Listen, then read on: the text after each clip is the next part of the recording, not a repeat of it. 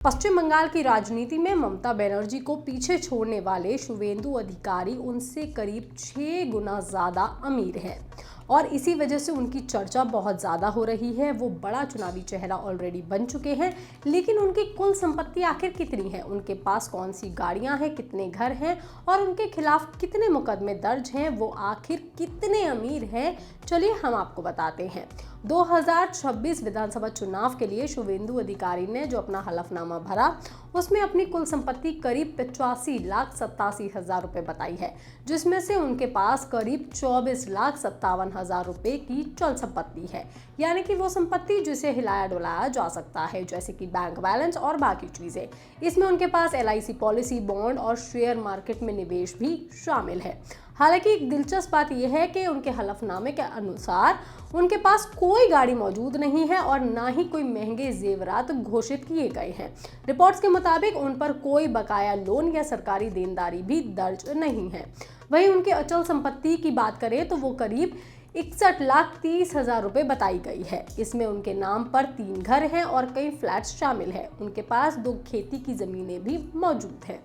शुवेंदु अधिकारी के मामले में खास बात यह है कि ताज़ा हलफनामे के मुताबिक उनकी कुल संपत्ति में कोई बहुत बड़ा बदलाव नहीं हुआ है। हालांकि उनकी जो इनकम है वो जरूर बढ़ी है। 2021 में उनकी घोषित संपत्ति करीब 90 लाख रुपए थी, जबकि अब ये करीब 85,90,000 रुपए के पास पहुंच गई है, यानी कि पिछले चुनाव के मुकाबले उनकी संपत्ति में सिर्फ हल्का सा ही उतार आया है। हालांकि ये बहुत बड़ा फर्क नहीं है। उनकी अचल संपत्ति 61,30,000 रुपए पहुंच गई है, जो 2021 में 46 लाख रुपए के करीब थी। हालांकि चल संपत्ति में उनकी कमी आई है, क्योंकि ये 2021 में 59,31,000 रुपए थी, जो अब कम होकर के 24,57,000 रुपए ही रह गई है। इस दौरान उनकी आय बढ़ी है। 2021 में उनकी आय 8,13,000 रुपए के करीब थी, जो अब बढ़ करके 17,38,000 रुपए पर पहुंच गई है। मतलब उनकी आय 5 साल में 2 गुना से भी ज्यादा बढ़ गई है। इस आमदनी का बड़ा हिस्सा विधायक के तौर पर मिलने वाली तनख्वाह से आता है, पूर्व सांसद होने की पेंशन से मिलता है और इसके अलावा उनके पास कारोबार भी है, जिसके उनकी अच्छी खासी कमाई भी हो जाती है। इन सबके अलावा उनके खिलाफ 29 आपराधिक मामले भी दर्ज हैं। हालांकि किसी भी मामले में अब तक उन्हें दोषी नहीं ठहराया गया है, क्योंकि इनमें से ज्यादातर मामले राजनीतिक वजहों से ही दर्ज हुए हैं।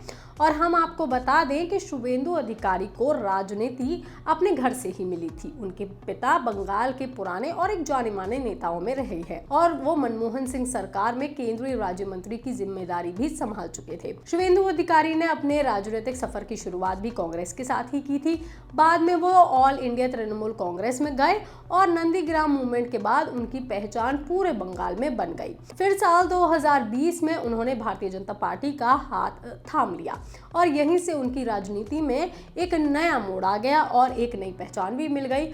आज वो पश्चिम बंगाल के सबसे बड़े नेताओं में गिने जाते हैं और इस बार के मुकाबले में उन्होंने सिर्फ नंदीग्राम से नहीं बल्कि भवानीपुर सीट से भी अपना ताल ठोक दिया है। ये खबर, ये जानकारी कैसी लगी आप हमें कमेंट करके जरूर बताएं। बाकी तमाम खबरों के लिए आप देखते रहिए लोकमत हिंदी।